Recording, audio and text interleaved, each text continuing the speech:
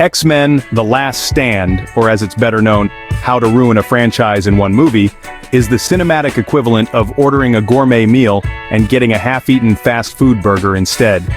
It's like they took all the potential of the first two films, put it in a blender with a broken script, and hit the self-destruct button. If you ever wondered what it looks like when Hollywood decides to cash in on a brand without putting in the effort, this is Exhibit A. Let's start with the plot, or whatever they decided to call that mess of random scenes stitched together. The movie is trying to juggle two major storylines, the Dark Phoenix saga and the mutant cure, but manages to drop both balls spectacularly. It's like they couldn't decide which one to focus on, so they just didn't bother doing either justice.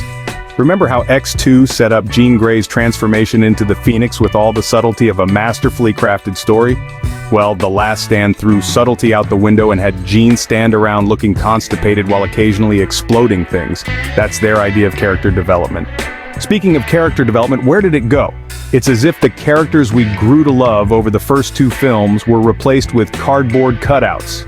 Cyclops, once the fearless leader of the X-Men, gets the shortest end of the stick imaginable. He's basically a glorified cameo, disappearing faster than you can say, "Wasn't he supposed to be important?" And then there's Professor X, who goes out with a whimper rather than a bang.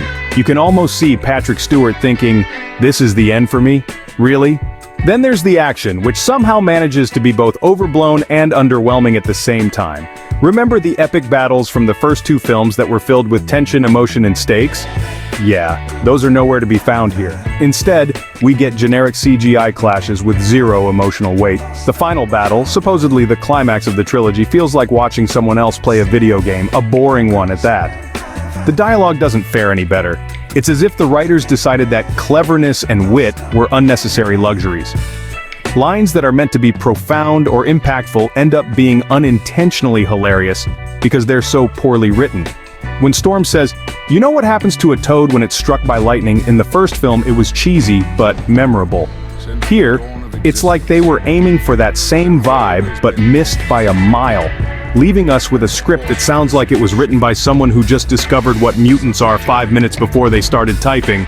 In the end, X-Men: The Last Stand is a monument to wasted potential. It's a film that had all the ingredients to be a satisfying conclusion to a beloved trilogy, but instead ended up being the cinematic equivalent of flat soda. Still recognizable as something you once enjoyed, but now just sad and disappointing. If nothing else, at least it serves as a cautionary tale for future filmmakers. Just because you have the rights to a popular franchise doesn't mean you can coast on it without putting in the work. Thanks for watching. Make sure to like, share, and subscribe. Quirky Critic signing out.